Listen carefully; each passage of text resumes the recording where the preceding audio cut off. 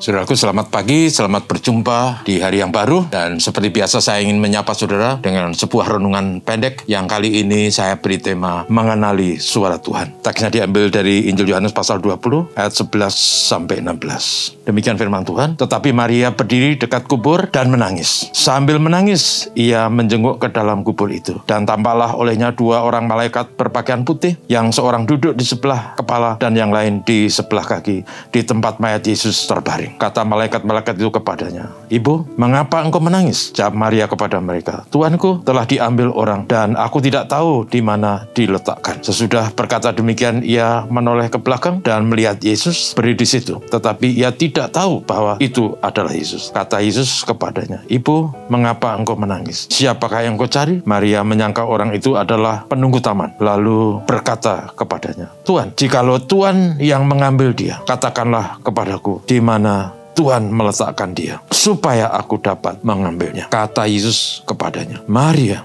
Maria berpaling dan berkata kepadanya dalam bahasa Ibrani, "Rabuni," artinya guru. Saudaraku yang kasih, kita baru saja selesai merayakan Hari Raya Paskah, Hari Kebangkitan Kristus dari kematian. Saudara ingat bahwa Tuhan Yesus menderita dalam derita tiada tara, mulai disiksa sampai dipaku, dalam penderitaan yang luar biasa, mati. Karena dosa itu berimplikasi luar biasa. Itu sebabnya Yesus membayar harga dengan amat sangat. Ini bukan skenario, ini bukan cerita karangan. Untuk membayar dosa manusia, dia membayar dengan harga termahal, dengan darah dan nyawanya. Tapi yang luar biasa, saudaraku, pada hari yang ketiga bangkit dari antara orang mati. Dalam cerita ini, Maria Magdalena, salah seorang wanita yang telah disembuhkan Yesus dari 7 roh jahat, karena Maria Magdalena dikuasai oleh roh jahat itu. Kemudian dia menjadi pengikut Kristus yang sangat setia. Bahkan dia rela berkorban, pernah mengorbankan sebotol minyak narwastu yang sangat mahal, dipecahkan untuk mengurapi Yesus. Dan dalam cerita ini di hari Minggu pagi itu, dia kubur. Dia melihat kubur itu ada 2 malaikat Tuhan. Kemudian dia diberitahu bahwa Yesus yang mati sudah tidak ada di situ. Dia menoleh ke belakang dan dia melihat seorang, dia pikir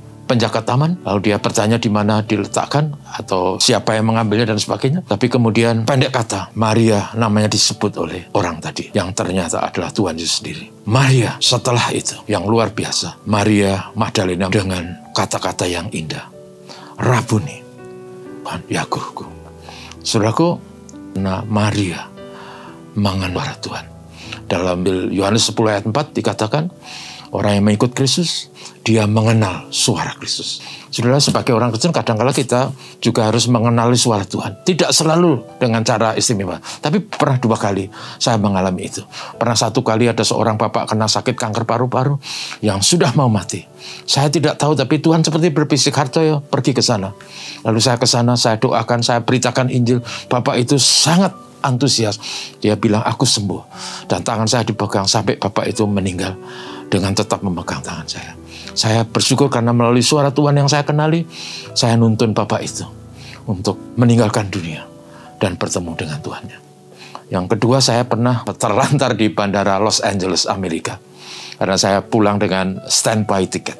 Tapi sampai di sana ternyata tiket pesawat itu sudah full, sehingga saya tidak bisa terbawa. Akhirnya saya dalam kesedihan luar biasa, harus menunggu di situ paling tidak 4 hari. Saya tidak punya cukup uang. Hotel yang ada di situ $90 untuk 12 jam. Dalam kesedihan itu saya coba menelpon gereja GKN di kota itu, di Los Angeles. Dan tak satu pun yang angkat. Lalu saya kembali ke tempat duduk. Saya berdoa, saya sangat sedih apa yang akan saya lakukan. Tapi saya seperti dibisikin Tuhan, "Hartoyo, kau punya nomor telepon di tasmu. Segera telepon." Saya ambil nomor telepon yang sudah ucel-ucelan. Saya telepon dan sepatu saya telepon itu diangkat. Lalu pendek kata, akhirnya bapak itu menyebut saya, seorang pendeta GKN. Dan dia bilang 14 tahun dia menjadi pendeta. Tidak pernah hari Sabtu pergi ke kantor gereja. Pertama kalinya ke kantor gereja dan telepon berdering dan dia angkat. Dan itu saya yang menelpon. Dia bilang, ini sepertinya suara orang India bahasa Inggrisnya. Tapi yang luar biasa akhirnya, bapak itu menjadi sahabat saya. Setiap kali saya ke US, ke Amerika, saya selalu diminta datang ke sana dan berkhotbah di gerejanya. Itu karena suara Tuhan. Jadi saudara, sebagai orang percaya, pengikut Kristus, kenalilah suara Tuhan. Peka dengan suara Tuhan. Peka terhadap firman Tuhan. Tuhan memberkati kita dan menolong kita supaya kita menjadi pengikut Kristus yang setia dan mengenal suaranya. Amin. Terima kasih untuk hari ini Tuhan. Terima kasih untuk firman-Mu. Menolong kami supaya kami menjadi umat Kristen yang peka terhadap suara Tuhan. Yang dengar-dengaran akan sabda-Mu. Dan mentaati firman-Mu. Memberkati kami semua dalam berbagai aktivitas hari ini. Haleluya. Amin. Selamat pagi.